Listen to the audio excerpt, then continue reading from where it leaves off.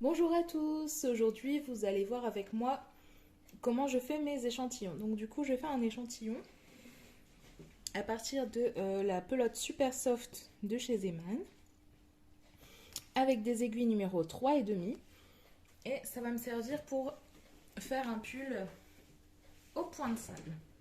Point de sable dont je publierai une vidéo la semaine prochaine si ça vous intéresse. Donc du coup là, comment je procède pour faire mes échantillons? Alors il faut savoir déjà que c'est ma façon de faire, c'est pas forcément la meilleure ni celle qui vous conviendra le mieux, mais voilà, je précise. Euh, donc du coup pour commencer en général, je prends l'étiquette. Donc du coup voilà pourquoi je la prépare là et je vais regarder ce que me dit mon comment dire voilà l'échantillon qui est proposé. Donc là je vais me rapprocher. Donc voilà. Donc là, eux, pour leur échantillon de 10 par 10 cm sur 10 cm, du coup, il faudrait à peu près monter 18 mailles et faire, je vois pas bien, je regarde mieux, et faire 28 rangs. Voilà. Donc voilà, alors, en général, je me base par rapport à ça, et ce que je fais, c'est que je prends le double, je vais monter le double de mailles, donc 36 mailles, et après au niveau des rangs, ça par contre, je vais compter, enfin je vais mesurer au fur et à mesure de ce que je fais. Et voilà. Donc du coup là, je monte les 36 mailles. Donc, je vais commencer avec vous.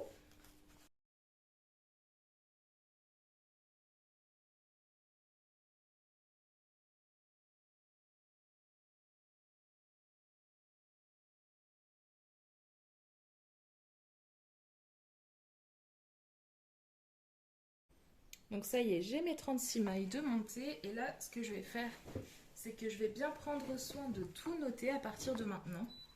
Pour savoir où j'en suis. Hop, donc je sais que j'utilise... bon du coup je vais faire un petit peu sur le côté, je suis désolée, vous ne verrez pas forcément bien, mais pour moi c'est plus pratique. Donc j'utilise la laine super soft de chez Zeman en aiguille numéro 3,5. Donc pour du point de sable. Donc, alors j'ai fait 36 mailles et elles me feront environ, voilà, je saurai après combien de centimètres ça fait. Je mesurerai par la suite. Pour l'instant, ça sert à rien parce que ça va être trop serré, donc ce ne sera pas représentatif du tout. Et du coup, en fait, ça va marcher pour tous les points que vous allez faire, parce que forcément, ça va pas forcément être la même chose pour tous les points. Du jersey sera peut-être plus large que là, le point de sable, etc. Ça va beaucoup se modifier en fait, donc vous pouvez pas vous baser sur un seul échantillon. Donc c'est pour ça que c'est très très important de faire son propre échantillon. D'ailleurs, selon le motif, parce que là en fait moi je vais mesurer pour monter, enfin je vais bien compter mes rangs jusqu'à obtenir 10 cm. Par contre, du coup, euh, par contre, quand vous êtes en plein dans un motif, il y a un certain nombre de rangs à respecter. Ce qui fait que vous n'aurez pas forcément atteint, enfin fini votre motif quand vous aurez atteint les 10 cm. Mais ça, c'est pas bien grave. Vous finissez le motif et vous reportez la mesure à la fin du motif. Donc ça peut être à 11,8 cm. C'est pas très grave de toute façon pour faire les calculs après. Parce que oui, du coup, il faudra faire des calculs. Ça, du moment qu'on a les bonnes valeurs, ça va aller, ça va bien se passer. Euh, donc ensuite, c'est beaucoup de blabla cette vidéo, mais je vous assure que c'est super important et ça va tellement vous aider par la suite si vous voulez faire des modèles par vous-même. Du moment en fait que vous avez les centimètres, enfin toutes les mesures, vous pouvez faire des tas et des tas de modèles vous-même si vous savez vous débrouiller un petit peu. Donc voilà. Alors, Là, ce que je vais faire, c'est que, comme je le disais précédemment, c'est que je vais bien reporter chaque rang. Donc là, j'en ai pas encore fait, mais voilà. Donc, on va commencer on va commencer ça et on va mesurer au fur et à mesure. C'est parti.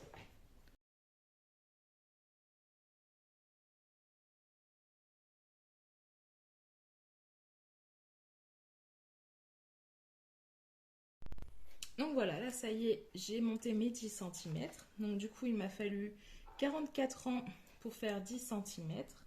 Donc c'est vraiment à peu près, hein. Après, pour les rangs, j'aime bien savoir à peu près combien de rangs j'aurai à faire, mais on peut toujours... Enfin, il n'y a pas vraiment... Ce morceau-là, il n'y a pas vraiment besoin de le faire. Ce qui est important, c'est pour savoir le nombre de mailles dont on aura besoin. Donc du coup, pour ça, donc, je vais faire un petit peu de place. Hop. Donc là, il va falloir bien le mettre à plat sans l'étirer.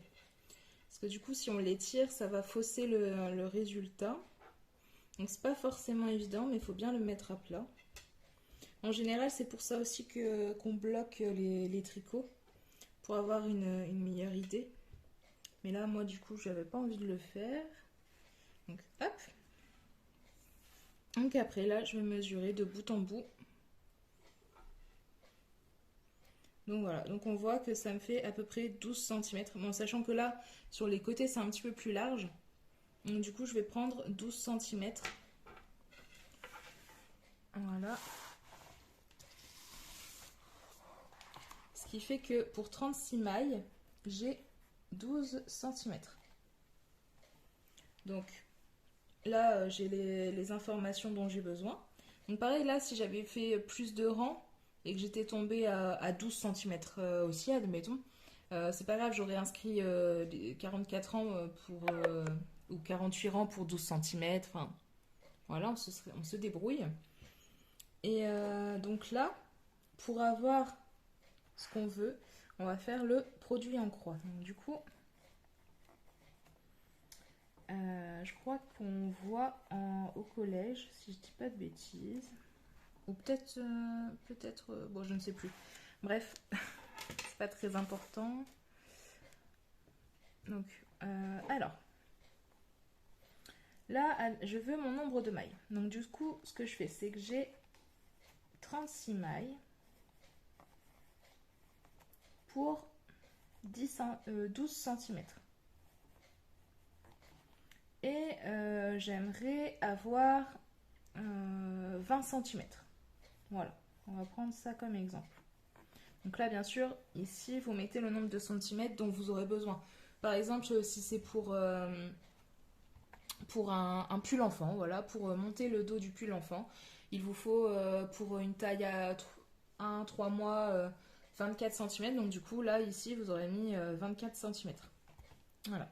Donc ici, par contre, on ne connaît pas le nombre de mailles. Donc on a X mailles.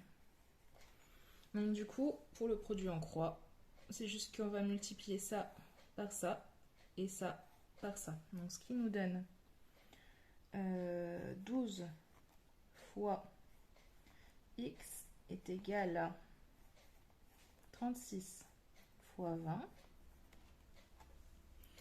Et après, il faut qu'on repasse le 12 ici. Il faut qu'on le repasse par là. Pour n'avoir plus que le X. Pour avoir notre nombre de mailles du coup.